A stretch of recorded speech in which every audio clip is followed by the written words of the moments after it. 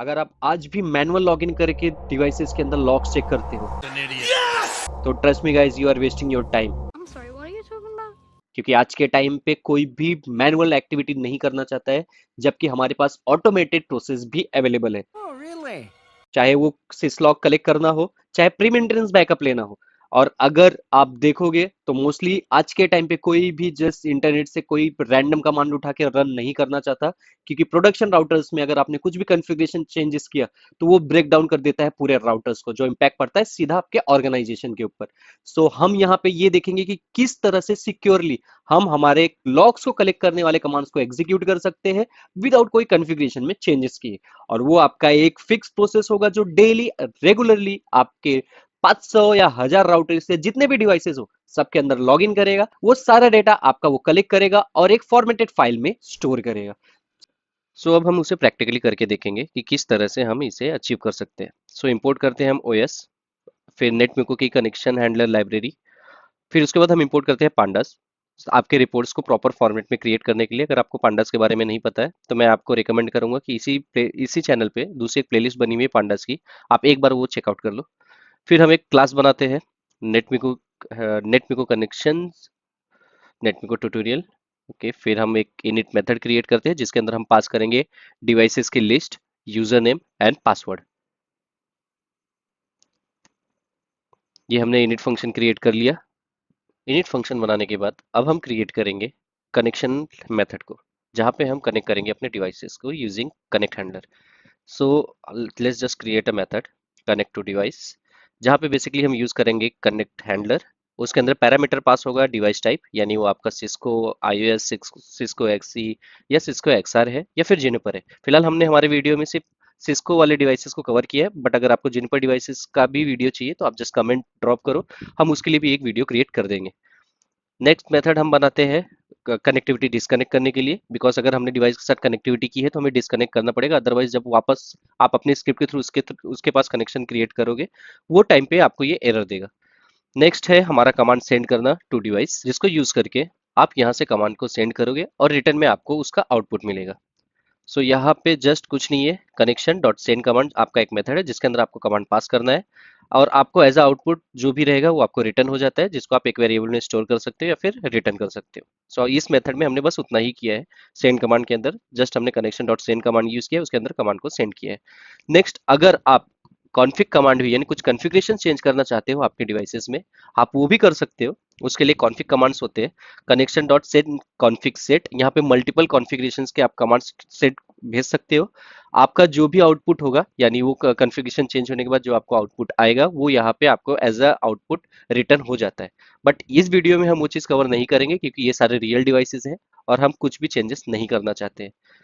अभी हम जस्ट कुछ variables for just video purpose, क्योंकि हम रियल टाइम डिवाइसेस को यहाँ पे हम नहीं दिखा सकते, तो वेरिएबल्स में जो होते हैं वो मैंने यहाँ पे डाल दिया है कि कुछ डमी वेरिएबल्स है जहाँ पे किस तरह से आप वेरिएबल्स को क्रिएट कर सकते हो। अगर आपका डेटाबेस से डिवाइस का लिस्ट आ रहा है या फिर आपने स्टैटिकली कहीं पे हैंडल किया है तो आप किस तरह से वेरिएबल को बना सकते हो। जस्ट फॉर योर रेफरेंस मैंने यहाँ पे क्रिएट करके रखा है, तो आप इस तरह से क्रिएट कर सकते हो। यूजर नेम एंड पासवर्ड मैं रिकमेंड करूंगा कि आप यहाँ पे स्टैटिक ना रखो, उसे आप डॉट env या कहीं एक सिक्योर फाइल के अंदर, आज के टाइम पे तो डॉट env भी सिक्योर नहीं, क्योंकि कोई भी अगर एक्स लॉग इन करता है तो उसको इजीली रीड कर सकता है। तो ऐसे टाइम पे आपको क्या वॉलेट, एक पासवर्ड वॉल्ट करके होता है जिसको आप यूज करके सिक्योरली अपने पासवर्ड को स्टोर कर सकते हो। आप ये सारे वेरिएबल्स क्रिएट कर लो एंड वेरिएबल्स क्रिएट करने के बाद आपका जो भी डेटा है, अभी के लिए हमने यूजर नेम एंड पासवर्ड को यूजर इनपुट से लिया हुआ है, ताकि जब ये रन टाइम पे एक्टिविटी परफॉर्म हो वो टाइम पे ये यूजर से पूछ ले कि please inter your user name and password. ये भी एक सिक्योर्ड अप्रोच है क्योंकि यहाँ पे आपके पासवर्ड्स कहीं पे स्टोर नहीं होते स्टैटिकली और कोई रीड भी नहीं कर सकता, ये रन टाइम पे पूछता है यूजर से। एंड अगर आप पासवर्ड के लिए कर रहे हो तो मैं रिकमेंड करूंगा तो आप इनपुट ना यूज करो, गेट पास यूज करो, क्योंकि ये आपका टर्मिनल के अंदर पासवर्ड्स को हाइड कर देता है।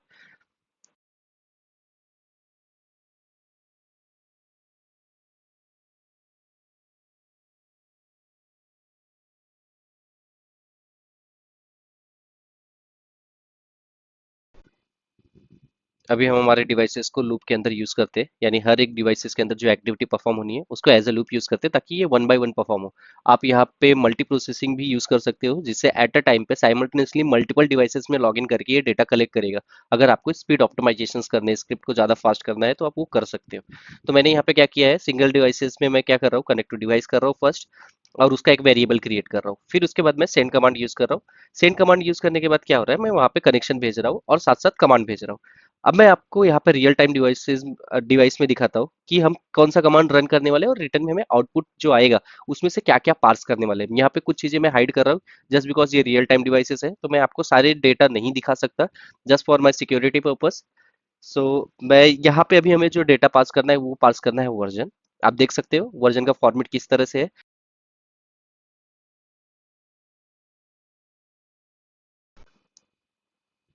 अभी हम पाइथन का यूज करने वाले एक नया मॉड्यूल आरी। अगर आपको पाइथन के इस मॉड्यूल के बारे में नहीं पता है तो मैं आपको रिकमेंड करूंगा पाइथन का बेसिक्स आप एक बार वापस से चेकआउट कर लो, बिकॉज आपका बेसिक स्ट्रांग होना चाहिए जब आप पाइथन के ऑटोमेशंस में जाते हो। सो आरी एक मॉड्यूल है बेसिकली जो कि रेजिक्स पैटर्न के थ्रू आपके डेटा को पार्स करता है।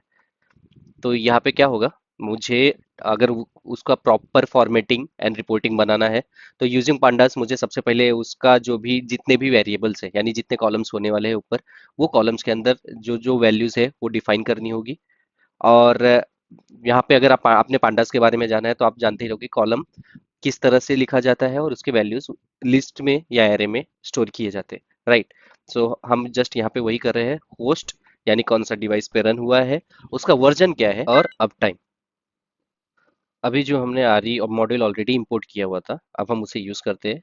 सो यूजिंग रेजेक्स हम क्या करेंगे, जो भी हमारे एक्सपेक्टेड आउटपुट है हम उसको पार्स करेंगे और उसके बाद हम उसको स्टोर कर लेंगे हमारे वेरिएबल के अंदर, जो हमने ऑलरेडी वेरिएबल वहाँ पे ऊपर क्रिएट किया है डिवाइस आउटपुट।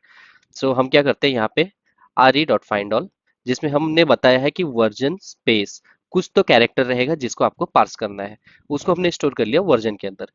और उसके बाद हमने क्या किया, होस्ट के अंदर जो हमारा डिवाइस नाम था वो हमने अपेंड कर दिया है।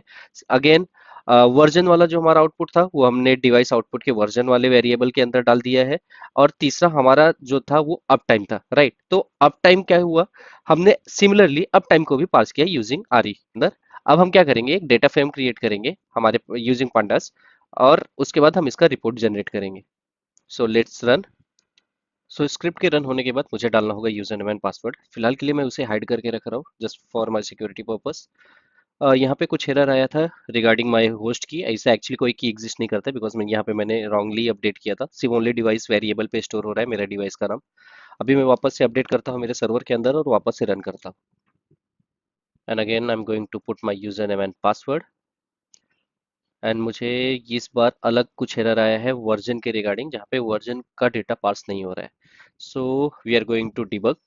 आई hope you guys are already aware of debugging, क्योंकि डिबगिंग सबसे बेसिक प्रोसेस है पाइथन डेवलपमेंट का। अगर नहीं तो प्लीज डिबगिंग का जो टॉपिक है एक बार वो क्लियर करो, because debugging is the main part जब आप पाइथन का डेवलपर बनते हो।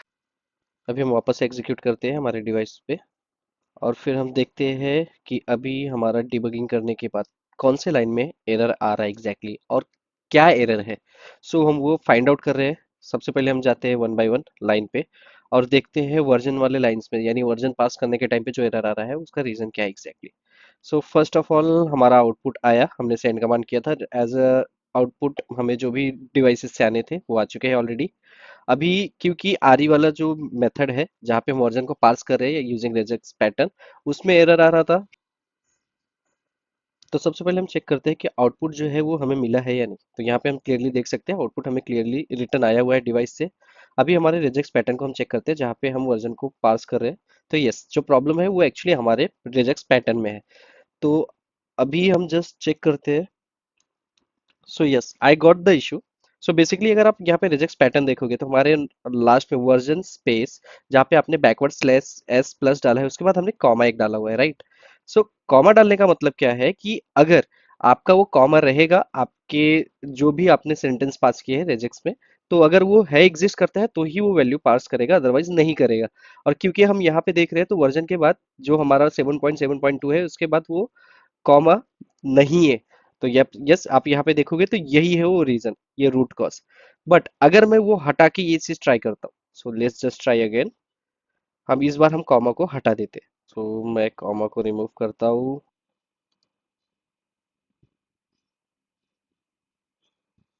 सो कामों के हटाने के बाद आप देख सकते हो रिजल्ट में हमें जो भी हमारा वर्जन है वो आ चुका है। सो प्रॉब्लम किस में था, हमारे रेजेक्स पैटर्न के अंदर। सो इस तरह से डिबगिंग किया जाता है। हम हमारे कोड को वापस से अपडेट करके एक बार वापस से रन करके देख लेते हैं कि क्या वो हमारा रिपोर्ट प्रॉपरली जिस तरह से हमें चाहिए हमारे एक्सपेक्टेड फॉर्मेट में वो रन करके हमें बना के दे रहा है या नहीं। सो जस्ट कोड को अपडेट करते हैं। ये हमारे रियल टाइम सर्वर के अंदर अपडेट हो रहा है, तो अगर आप भी सर्वर पे अपडेट करना चाहते हो तो आप इस तरह से कर सकते हो। यहाँ का जो कोड है वो एक्चुअल जो आपको कोड मैंने स्टार्टिंग में दिखाया था उससे थोड़ा अलग है। बिकॉज जो हमारे डिवाइसेस की लिस्ट है वो कहीं और से आ रही है, वो डेटाबेस से आ रही है। आपको रनिंग कोड हमारे गिटहब के रिपोजिटरी से मिल जाएगा, तो आप डिस्क्रिप्शन में देखे वहां पे आपको मिल जाएगा। अगर वो आपको ना मिले तो प्लीज कमेंट जरूर करें, मैं आपको इसका रिपोजिटरी वहाँ कमेंट बॉक्स में आपको सेंड कर दूंगा। सो मैंने यहाँ पे हमारा स्क्रिप्ट वापस से अपडेट कर दिया है। इस बार मैं वापस से जाके रन करता हूँ इसको, और रन करने के बाद चेक करते हैं कि क्या ये हमारा रिपोर्ट क्रिएट करता है या नहीं। So again I am going to put my user name and password. Once it is done it will start creating my report. So मैंने अभी के लिए फिलहाल 4 या 5 डिवाइसेस कुछ लेके रखे for testing purpose, otherwise you can also put 100 1000 and you can also use multi processing.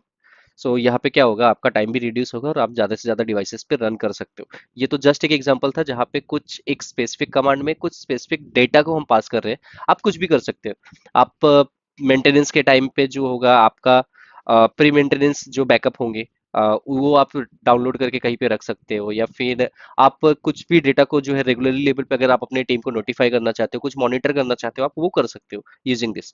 तो यहाँ पे just because we have skip Juniper devices, तो इस वजह से जूनिपर डिवाइसेस को स्किप कर रहा है, बाकी डिवाइसेस पे ये रन हो रहा है। So it will take some time as per your devices, and once it is done you can see यहाँ पे मुझे कोई एरर नहीं आया। मैं अभी जाके चेक करता हूँ। So I am just going to check in my server. वहां पे जाने के बाद देखता हूँ कि वहाँ वो एक्चुअल फाइल क्रिएट हुआ है या नहीं। So let me just reload. yes it is there, now you can see। just let me open so that I can show you किस फॉर्मेट में ये आपको प्रेजेंट कर रहा है। just because we have used pandas, हमने 3 columns रखे थे, right? Host name, version and up time. So you can see यहाँ पे तीनों आ चुके हैं। सो इस तरह से यूजिंग पाइथन आप नेटवर्क को ऑटोमेट कर सकते हो और आप ऑटोमेशन स्क्रिप्ट्स बना सकते हो। अगर आपको ये वीडियो पसंद आया हो तो प्लीज इस वीडियो को लाइक करना ना भूले, एंड अगर आप नए हो तो प्लीज इस वीडियो को सब्सक्राइब करें, क्योंकि पाइथन और दूसरे लैंग्वेजेस को लेके हम डे टू डे नए अपडेट्स लेके आते रहते हैं।